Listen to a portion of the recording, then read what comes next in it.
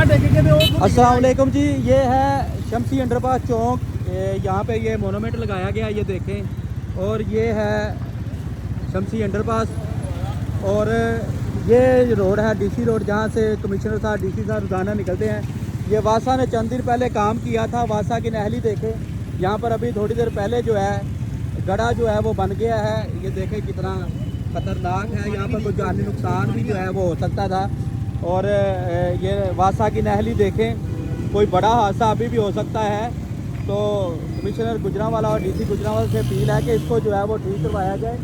ये शमसी अंडरपास चौक है, बिल्कुल सेंटर में है। यहाँ पर अब ट्रैफिक वाले पहुँचे हैं, ट्रैफिक को कंट्रोल कर रहे हैं ताकि यहाँ पर कोई भी शहरी ना गुजरे यहाँ से गाड़ी लेके या बाइक लेके, यहाँ पर कोई जानी नुकसान ना हो या कोई बड़ा हादसा ना हो जाए। क्योंकि ये जितना बड़ा गड़ा है, ये देखें, ये किसी भी वक्त कोई बड़े हादसे का शिकार जो है वो हो सकता है। कोई भी शख्स या कोई फैमिली बड़े हादसे का शिकार हो सकती है।